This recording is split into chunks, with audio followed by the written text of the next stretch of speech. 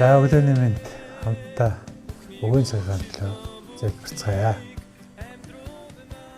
Дээдийн дээд хаадын хаан эзний эзэн болсон цорын ганц орш эзэн бурхан таньдаа. Энэ өглөөнийхөө өглөө бүр амьд бүр хөтөлбөрийн цагийг эхнээс нь дуустал нь хамт байж ариун сүнсээр дүүргэн удирдах өөрийн үгээ биднэрт өгөж биднийг итгэлээр нь босгон байгуулж үйлсээрээ харуулдаг итгэгчнэр байлгаж өгөөч гэж эзэн Есүс Христийн нэрээр санаа нэгдэн гон залбирцгаалаа. Амен. За хамтдаа үргэлжлүүлээд Иаков номноос суралцъя. За өнөөдөр Иаков 1-р бүлгийнхаа 12-оос 18 дугаар ишлээс суралцъя. За тэгээ сорилт ба уруу татлагын тухай. Тэгээ сорилтоос гэрхэн гарах уу? Уруу татлаганд гэрхэн өртөхгүй багтлаар Иаков биднэрт хандан өөрийнхөө загталд өгүүлсэн зүйлээс судалцгаая.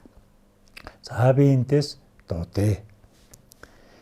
Сорилтыг дэвсвэрлэдэг хүн ерөөлтэйё.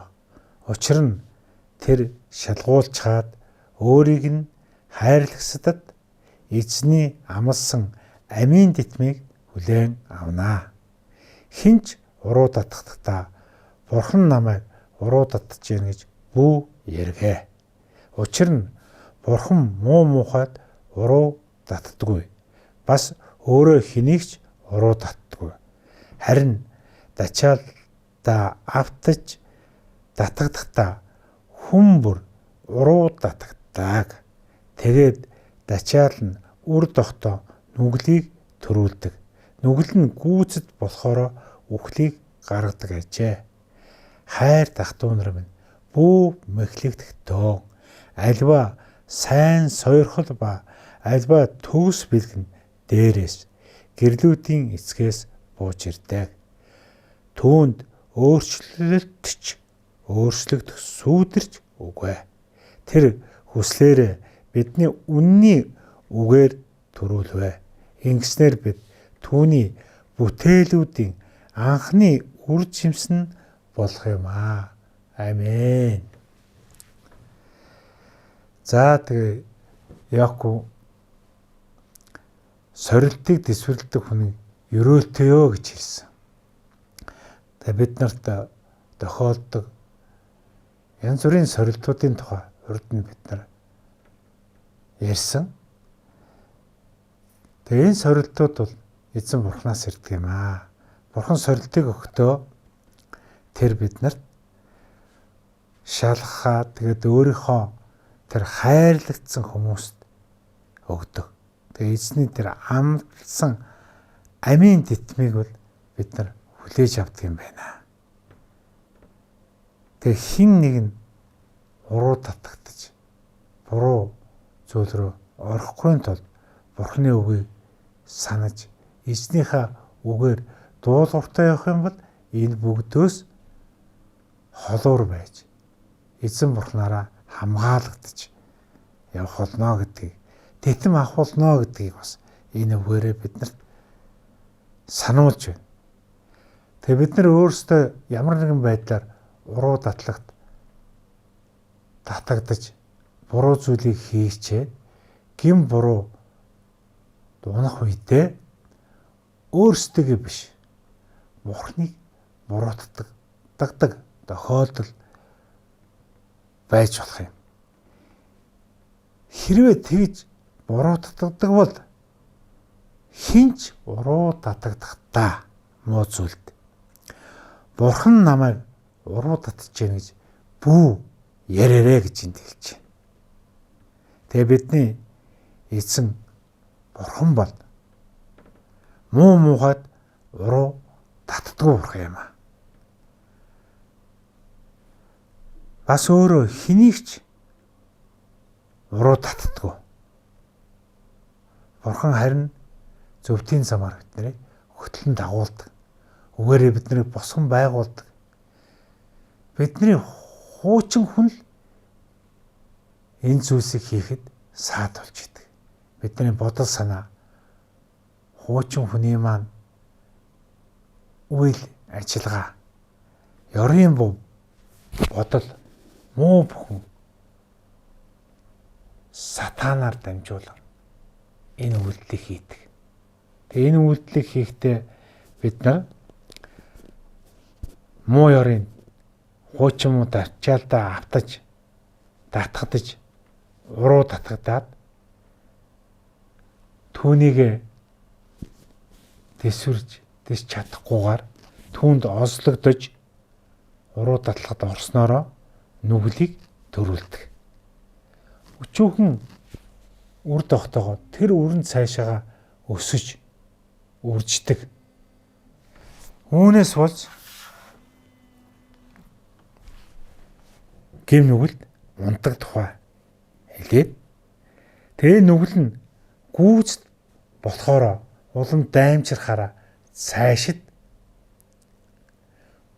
эцсийн зам нь, эцсийн цэг нь бол үхэл байх болно гэж хэлсэн.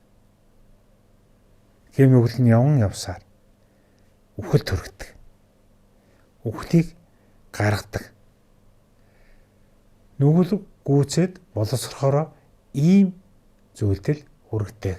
Ийм ач тусгүй муу зүйл гэдгийг хэлсэн. Ойлгуулж байна бид нарт. Хайр ах дүү нар минь. Бүү ийм зүйлд мэхлэгдээрэ гэдгийг бас энд хэлж өгсөн.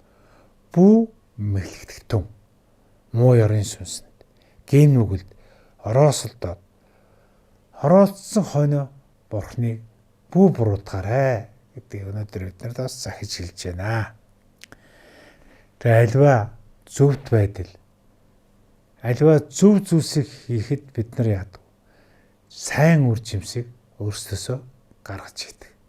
Бурхны зөвхт байдлыг үйлдсэн хүмүүс Бурхны өмнө зөвхт болон тооцогддог.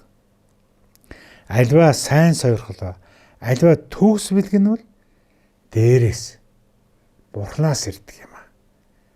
Гэрлүүдийн эцэг болсон Бурхнаас бууж ирдэг гэдгийг энд тодруулж өгсөн. Түүнд өөрчлөгдөх сүйдэрч байдгүй маа гэсэн. Зөвхт байдаг. Харанхуйгаас биднийг гэрэл рүү хөтлөн дагуулдаг. Бурхан өөрөө гэрлүүдийн эцэг бөгөөд энэ гэрлээрээ дамжуулан биднийг харанхуйгаас гэрэл рүү хөтөлдөг. Тэгээ харанхуй гэмт нүгэлт байдлаасаа салж зөвхт байдлын төлөө явж байгаа итгэлийн ахан дүүс бид нар шинжлэгдсэн шин хүнээрээ хөтлөгдөн амьдрахыг өнөөдөр биднэрт сануулж өгч байна. Бурхан хүслээрээ биднийг үнний үгээр төрүүлж өгсөн юм аа.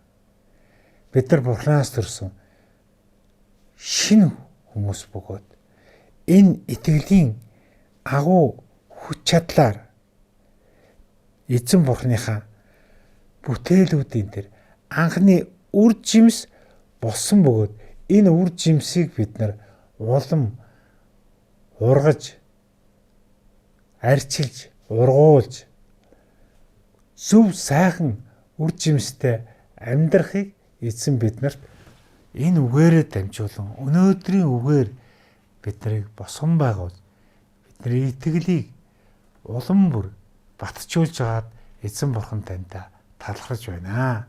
Тэгээ энэ өнөөдрийнхөө эзнээс авсан үгийг хэрэгжүүлж итгэлээрээ үүсээрээ харуулдаг итгэлийн ахан дүүс та нарын маань энэ өдрийг ажил үсийг эзэн Бурхан өрөөж эвээх болтугай гэж Иесусийн нэрээр өрөөгөөд өнөөдрийнхөө үгийн цагийг дуусгаж залбирцгаая. Халелуя. Эзэн Иесусээ таньда баярлалаа. Өнөөдөр та биднэрт сорилт ба уруу татлалд орохгүй байхын тулд хэрхэн ямар байх ёстой сануул ойлгуулж өгсөн Бурхандаа баярлалаа. Тэгээ сорилт бүрийг давж гардаг тэр хүч чадлыг, тэсвэр хатуужлыг та биднэрт өгдөгт баярлалаа. Тэгээ ирж байгаа энэ шин 7 хоногийн турш та бид нартай хамт байж бидний сорилт уруу татлагаас хамгаалж үнэхээр зөвхөн замаар хөтлөн дагуул биднийг хамгаалах болтугай гэж эзэн Есүс Христийн нэрээр бүхий л амьдралынхаа өдөр хоногуудыг ажил үйлсээ даатхан Есүсийн нэрээр гуйн залбирлаа. Амен. За өдрийг сайхан өнгөрүүлээрэй.